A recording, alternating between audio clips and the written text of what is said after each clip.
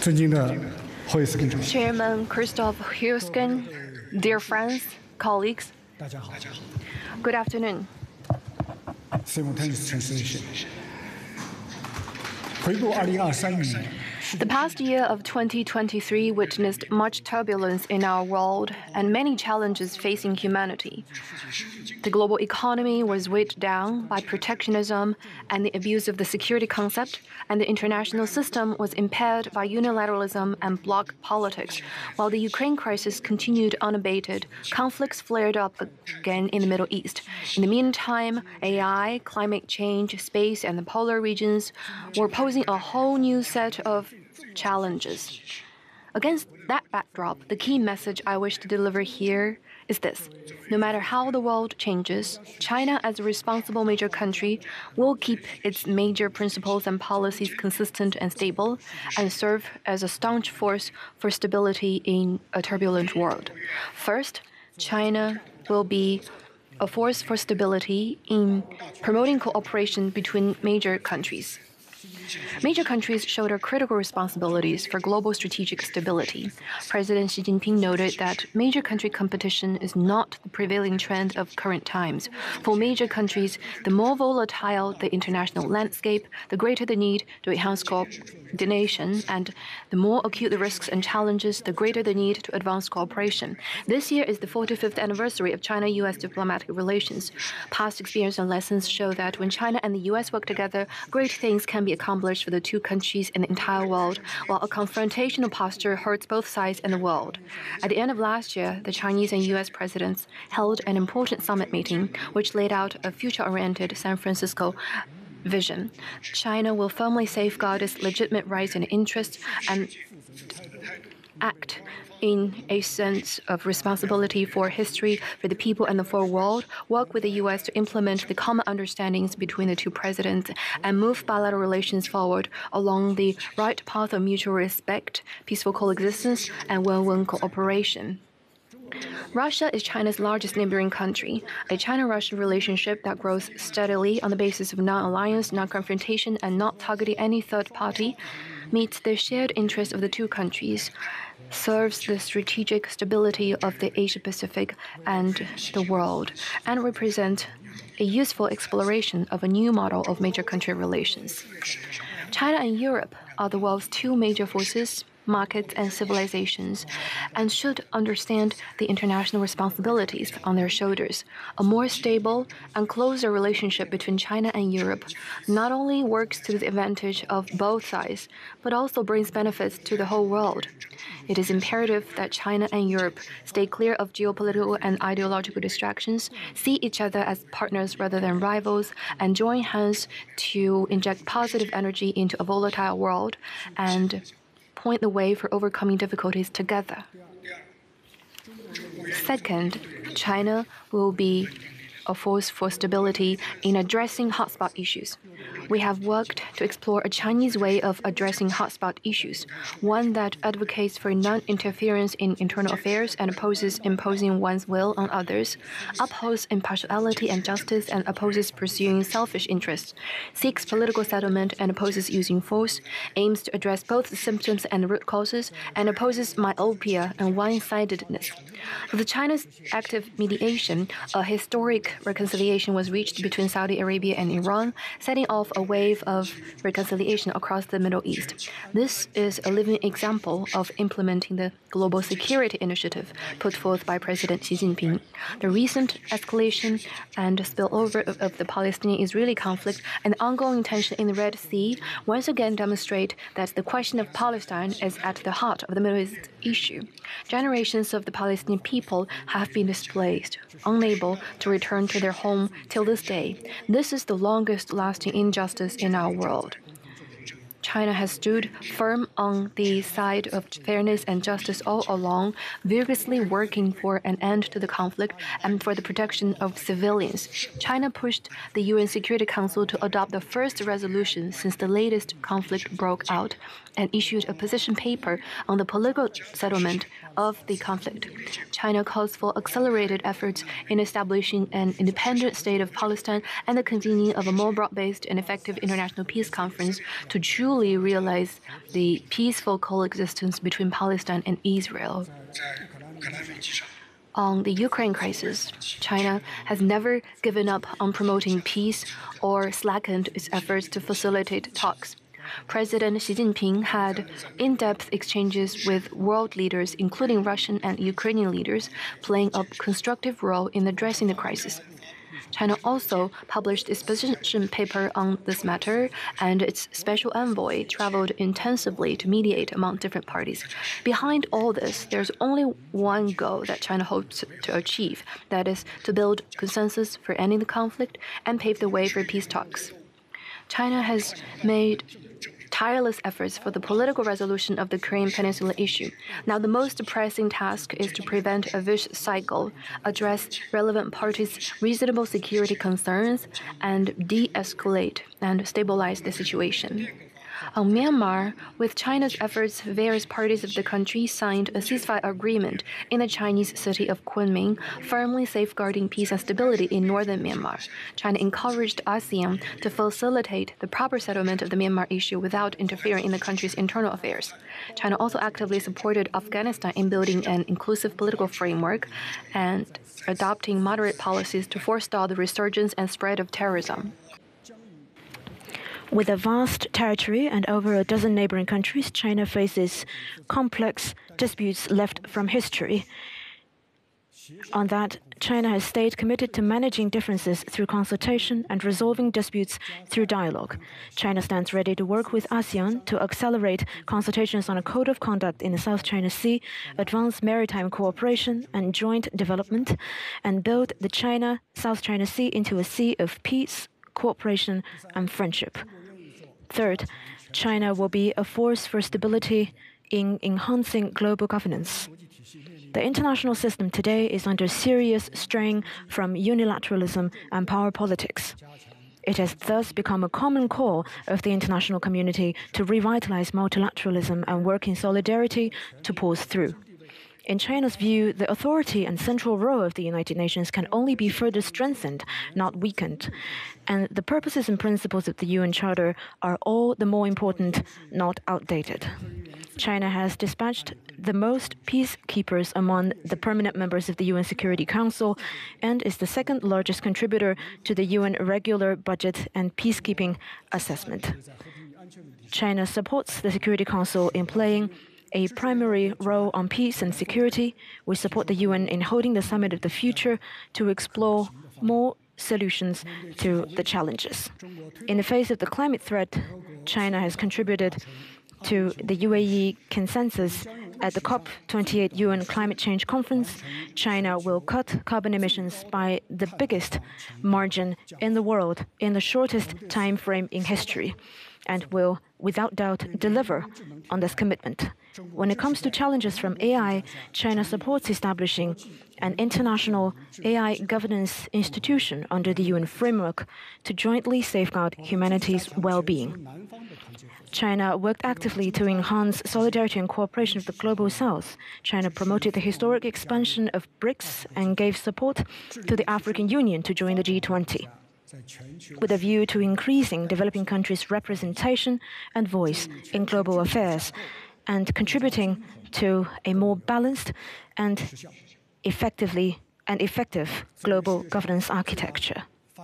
As the largest developing country, China has been doing its best to provide more public goods to the world, from the Belt and Road Initiative to the Global Development Initiative, the Global Security Initiative, and the Global Civilization Initiative. China has stayed committed to cooperation, openness, and equality, and contributed its share to meeting global challenges. In strengthening global governance, the sovereignty and territorial integrity of all countries must be respected. Taiwan is an inalienable part of China's territory, and Taiwan affairs are China's internal affairs. To observe basic international norms, the One China principle must be upheld. To preserve peace and stability across the Taiwan Strait, Taiwan independence must be firmly rejected. Fourth, China will be a force for stability in promoting global growth. I know that many of you follow the Chinese economy closely. Let me say that the Chinese economy, as vibrant and resilient as ever, is showing a more robust momentum for long-term growth. Last year, the Chinese economy grew by 5.2%, accounting for 1/3 of global growth. As China grows into the world's largest market rapidly, it will bring more dividends to the rest of the world. It is widely shared in the global business community that the next China is still China. Focusing energy on realizing Chinese modernization is the biggest political consensus of the Chinese people right now.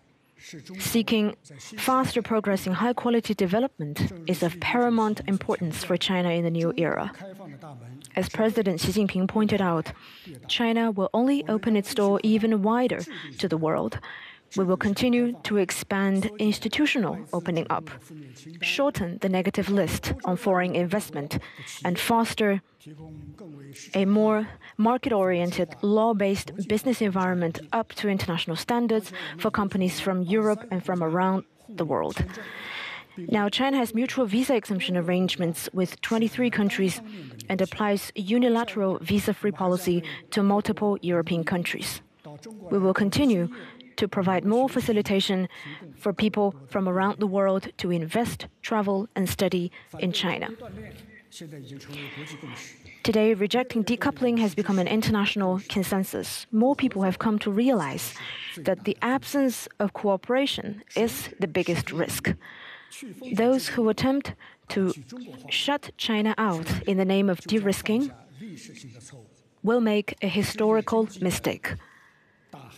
The world economy is like a big ocean that cannot be cut into isolated lakes.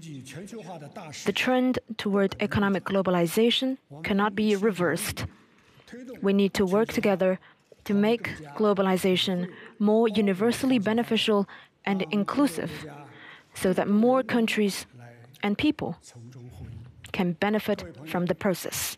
Friends, a German proverb says, "Those who work alone add, those who work together multiply." This is also true for state-to-state relations. We hope that all countries can seek win-win and avoid lose-lose. Let us work together like passengers in the same boat to bring more certainty to the world and usher in a brighter future for humanity. That is my opening remarks. Thank you.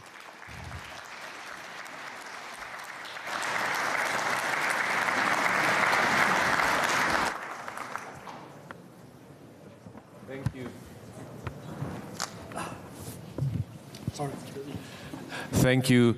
Thank you very much, Excellency, for your remarks, and thank you in your last remark to picking up the motto of this conference, which is lose-lose, but with a question mark, because we want to look at a silver lining. And thank you for participating in a discussion. This conference, again, as in the last 2 years, was very much focused on Russia's aggression against Ukraine. We had yesterday the testimony of Yulia Navalny here. We had President Zelensky here. We have in the neighboring hotel, the Rosewood Hotel, we have an exhibition on the horror that the war brought to Ukraine.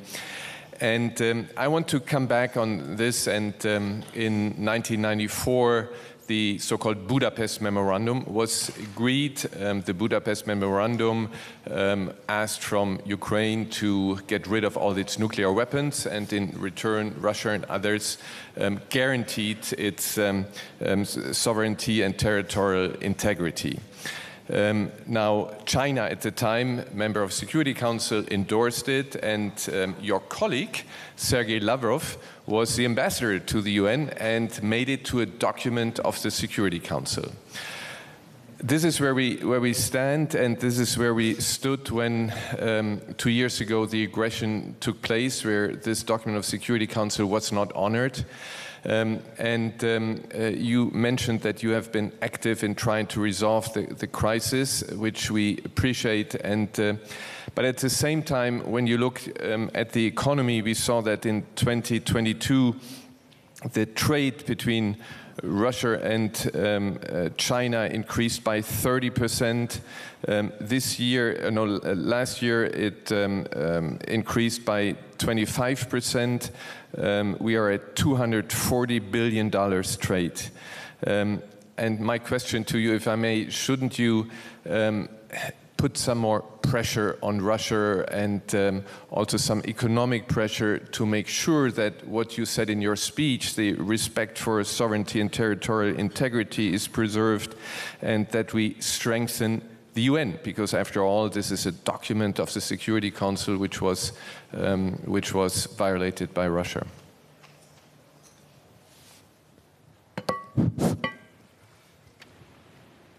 The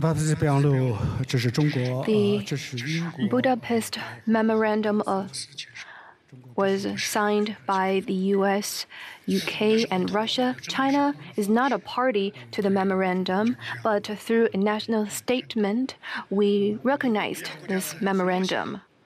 As we can't decide what other countries do, but on China's part, we have honored our commitment faithfully. We articulated clearly to the world that China will not use nuclear weapon against non-nuclear weapon states, and will have not first use nuclear weapon against any country, including Ukraine. President Xi has stated that a nuclear war cannot be fought and nuclear weapon cannot be used. This is something that all sides must be observe, and the security of the nuclear facility must be protected. And China has fulfilled its international obligation. China did not start the Ukraine crisis or participate in it, but we did not sit idly by and watch it from a distance. We did not exploit the situation, but instead we've been facilitating peace talks. President Xi has stated clearly China's position. That is, first, the sovereignty and territorial integrity of all countries must be respected. And second, the purposes and principles of the UN Charter must be fully observed. And third, the legitimate security concerns of all countries must be taken seriously. And fourth, all efforts that are conducive to peace must be supported. So, acting on those basic principles, China has been working relentlessly to promote peace and promote peace talks. Now there are not ripe conditions in place for parties to go back to the negotiating table, but as long as there is hope, we will not give up our efforts. The earlier the peace talks, then the loss of all parties will be reduced. As for China's relations with Russia, in my opening remarks, I said that the no alliance, no confrontation, and not targeting any third party, that is the principle. It's a normal relationship between two major countries. We are opposed to any attempt to blame China or to shift the responsibility of resolving the Ukraine crisis to China. Well, China has done a lot of constructive work, and we will continue to play our positive role on this. Thank you. Thank you for this response. Let me stay with business questions. In the last 2 months, two German companies, Volkswagen and BASF, came into trouble because over business dealing with Xinjiang. There is Germany and EU have passed new regulations for human rights standards in supply chains. And human rights situation for the Uyghurs in Xinjiang is going to stay a political and economic issue. You remember a couple of years ago, there was a report of the UN High Commissioner for Human Rights. What can you do to resolve this issue, and are you planning to do something so accusations about forced labors are no longer coming from your country? 关于中国新疆的事务啊，有些国际 About Xinjiang, we have seen so many fabricated information from different parties. I will give you some basic numbers. Since the establishment of the autonomous region, the Uyghur population has grown from less than 2 million to 12 million now. So the so-called genocide is sheer fabrication and a lie. The average lifespan of Uyghur population has risen from only 30 to 75.6 years. Isn't that a best example of how we are safeguarding human rights there? The religious freedom in Xinjiang is effectively guaranteed. For every 530 Muslims, there is a mosque supported by the government, funded by the government. The ethnic culture and language, Uyghur or of other ethnic groups, are all well protected. Government documents and the brand names of those merchandisers, they use different languages. They use both the standard language in China and also their ethnic language. We have the most advanced system for that in the world. The so-called forced labor is only a groundless accusation. People in Xinjiang, including the Uyghur population, don't they enjoy the right to employment? Don't they enjoy the freedom to choose their jobs? If we use forced labor as an excuse to deprive them of their right to employment so that their products cannot be sold, is that a safeguard for human rights? Is that in line with the humanitarian spirit? I really suggest that all of you can visit Xinjiang. Xinjiang is open to all that are interested to visit. Although there were some difficulties due to COVID-19, but we still have many visitors from different parts of the world to Xinjiang. No matter what kind of political stance they have, what are their backgrounds, there is one consensus that among them that what they see in Xinjiang is totally different from what they see in the Western media. To see is to believe. What is the reason behind their effort to fabricate so many lies about Xinjiang? They are trying to stop the development of China. And China's development is a source of disturbance for some countries. Chinese people have the right to development, to a better life. 1.4 billion people heading towards modernization, isn't that a major progress of humanity? If we have such a huge-sized market here in China, products from different countries can enter this market, so we can realize common prosperity. That is why President Xi Jinping pointed out that we live together in this global village. We're passengers on the same boat. We need to transcend the differences we have. We need to cherish our shared planet, to build a community with a shared future for mankind. This is what China's intention is, and we hope to get your support and understanding on that. Thank you very much. I think there is a worldwide recognition what China has done over decades to bring so many people out of poverty into into the possibility to have a decent life. But I take up and thank you very much for the offer also for visits in Xinjiang so that people can see with their own eyes. You mentioned trade, which is very important. We are seeing right now how the freedom of navigation is threatened in the Red Sea. We see also that there are more and more risky encounters at sea in the Taiwan Strait and the South China Sea, which is due to a Chinese show of force. How can we avoid these incidents in the future? And is there a chance that China agrees to a code of conduct for the South China Sea?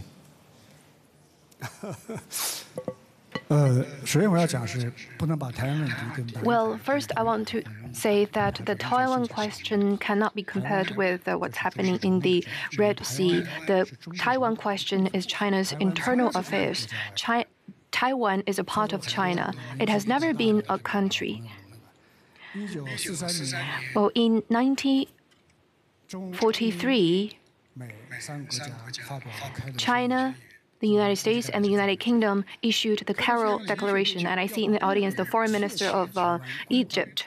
It stated clearly that all the territories Japan has stolen from the Chinese, such as Taiwan, shall be restored to China. And in 1945, the Potsdam Declaration was signed, which reiterated that the terms of the Carroll Declaration shall be carried out. So for Taiwan to be returned to China is a basic requirement, and due to the Chinese Civil War, the two sides across the strait have yet to be reunified, but it will be realized. This is the strong will of the 1.4 billion Chinese people and the trend of history. Who is opposing reunification and who is purporting independence?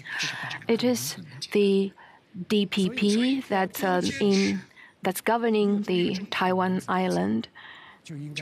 So to uphold the One China principle, one needs to support the peaceful reunification of China, and to safeguard peace across the strait, it is essential to oppose Taiwan independence, because Taiwan independence is irreconcilable with peace across the Taiwan Strait. When it comes to the South China Sea, the South China Sea islands have all along been Chinese territory. And when China exercised administration over those islands, the countries surrounding those neighboring countries were not even established. But in the 1960s and 70s, when China was going through the Cultural Revolution, China's neighbors occupied some of the islands reefs of the Nansha Islands, which caused disputes as we see them today.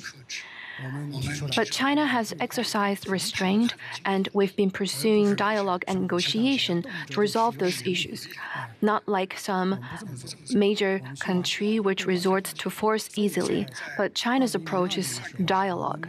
So in 2002, China signed with the 10 ASEAN countries the Declaration on the Conduct of Parties in the South China Sea, the DOC, which helped to safeguard freedom of navigation and overflight in the South China Sea.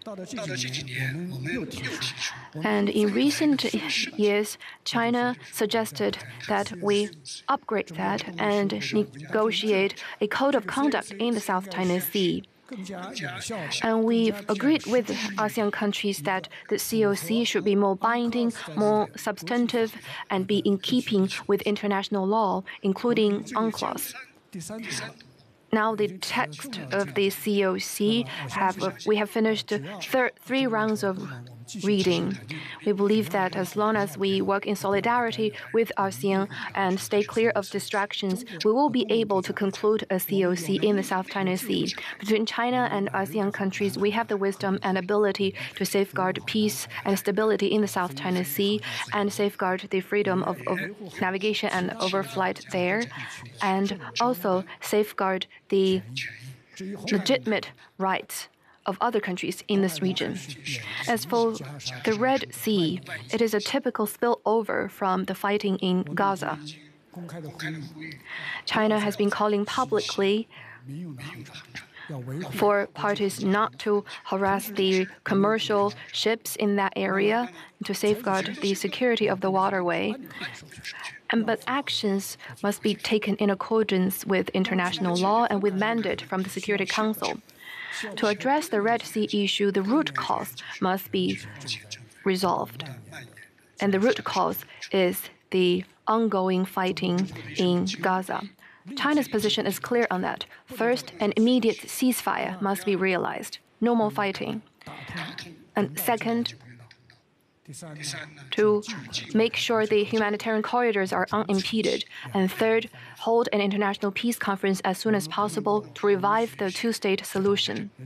We cannot allow this humanitarian disaster to continue anymore. Nearly 30,000 civilians have lost their lives in the fighting. And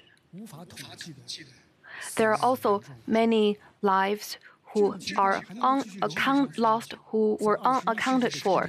We cannot allow the situation to continue in the 21st century. Now, generations of the Palestinian people have been displaced, unable to establish an independent state. We simply cannot allow the situation to continue. So there should be a more concerted voice.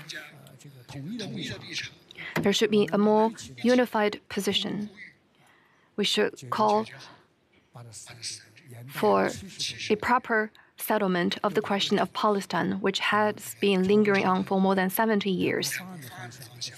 Efforts should be made toward a two-state solution. Only when that is realized can the state of Palestine and State of Israel live in peace, and with assurance from the international community, can enduring security be enjoyed by Israel. A country cannot establish its security on the insecurity of others. Thank you.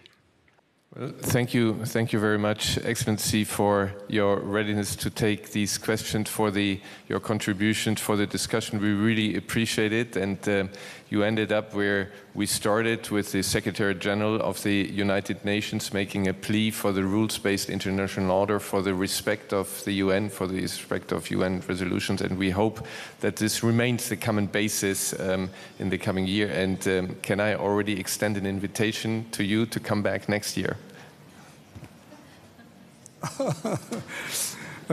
明年中国肯定要派团来的。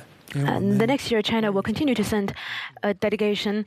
On this arena, we stand ready to share our views with all parties to make China's contribution to global peace and stability. China is the country with the best record in terms of peace and security. We have never started a single war, and we have never participated in a single war, and we have never tried to subvert other countries' government. China's development represents a growth of force for stability and for peace. We hope that countries will view China's development in an objective and perspective and out of goodwill, so that we can realize common prosperity and common development together, to avoid the situation that is mentioned in the theme of this conference, a lose-lose situation. We need to seek win-win. Thank you. Ladies and gentlemen, the next session will continue momentarily, so please, everybody remain seated. We'll continue in just a moment.